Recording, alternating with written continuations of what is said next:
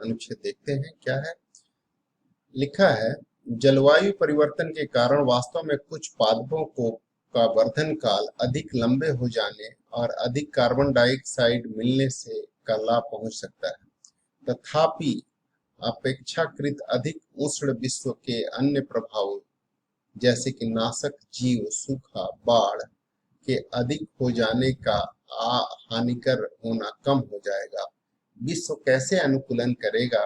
अनुसंधान करता है आते हैं कि 2050 तक मक्का, आलू, चावल, गेहूं इन 4 पन्य वस्तुओं की उपयुक्त शस्य भूमियां बदल जाएगी, जिसे कुछ जगहों पर किसानों को बाध्य होकर नई फसलों का रोपण करना पड़ेगा।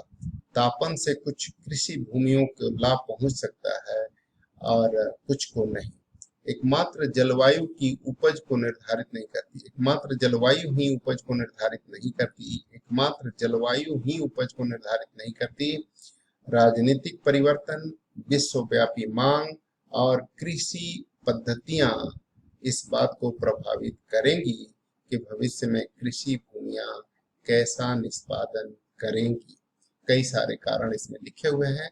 अब कह रहे हैं कि इसका सबसे तर्कसंगत और विवेकपूर्ण निष्कर्ष क्या निकाला जा सकता है। इस अनुच्छेद का जो निष्कर्ष दिया गया है उसको पहले पढ़ते हैं, उसके आधार पर हम डिसाइड करेंगे क्या निष्कर्ष निकाला जा सकता है। पहला, भविष्य में वे किसान लाभ की स्थिति में होंगे जो अपनी पद्धतियों को आधुनिक बनाएंगे, अपने खेतों में विविध फसलें उगाएंगे। पहला ऑप्शन लिखा है। दूसरा है, जलवायु परिवर्तन शस्य विविधता पर प्रतिकूल प्रभाव डालेगा। ऐसी कोई बात प्रतिकूल प्रभाव डालेगा यह बात नहीं है।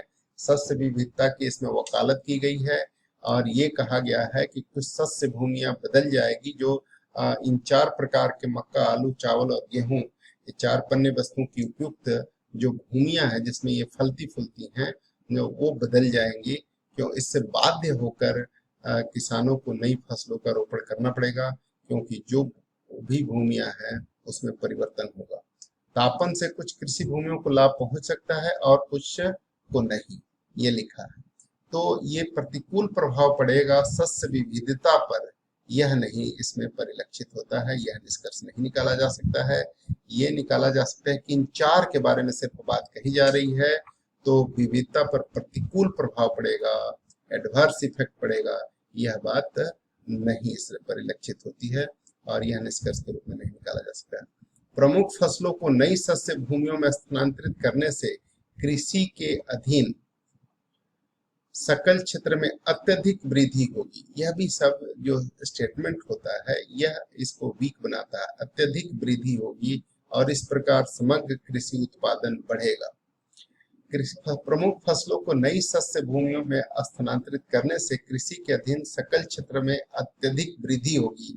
ऐसी कोई बात नहीं लिखा हुआ है। कुछ भूमियों को लाभ पहुंच सकता है और कुछ को नहीं, तो अत्यधिक वृद्धि होगी यह बात नहीं कही जा सकती। यह निष्कर्ष के रूप में नहीं निकाला जा सकता है।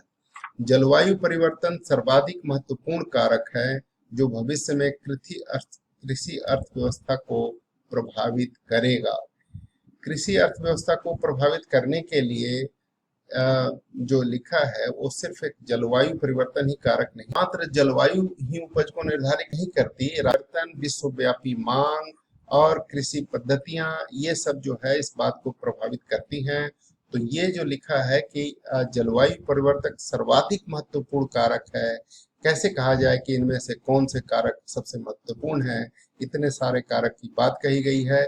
सर्वाधिक, यह भी जो है सबसे ज्यादा, अत्यधिक, सर्वाधिक, प्रतिकूल, ये जो है इसको वीक बनाता है। इसलिए तीनों ही सही है।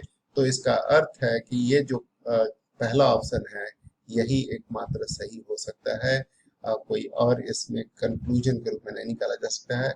भविष्य में वे किसान लाभ की स्थिति में होंगे जो अपनी पद्धतियों को आधुनिक बनाएंगे और अपने खेतों में विविध फसलें उगाएंगे। यह जो जवाब है, यह कंक्लूजन है, यह सही कंक्लूजन प्रतीत होता है, क्योंकि ये 3 अन्य कारणों से रिजेक्टेड हैं।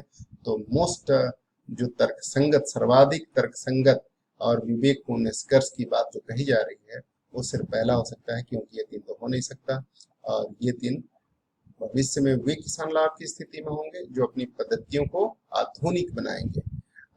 इसके बारे में कोई चर्चा नहीं है कि आधुनिक होना है, लेकिन ये कहना कि बाध्य होकर के नई फसल का रोपण करना पड़ेगा, इसका मतलब है कि वो किसी न किसी तरह का जो डिफरेंट वैरायटी ऑफ क्रॉप है वो उसको प्रोड्यूस करेंगे, तो इसलिए विविध फसलें उगाएंगे। यह बात इससे लिखता है कि नई फसलों का रोपण करना पड़ेगा, यही इसको स्ट्रांग बनाता है, और जिससे ये कहा जा सकता है कि ये ही इसका एक सर्वाधिक उपयुक्त आंसर हो सकता है, कोई और आंसर इसमें हो नहीं सकता। तो thank you, I hope you got it. और अगर अभी तक आपने हमारा चैनल सब्सक्राइब नहीं किया है तो डू सब्सक्राइब इट।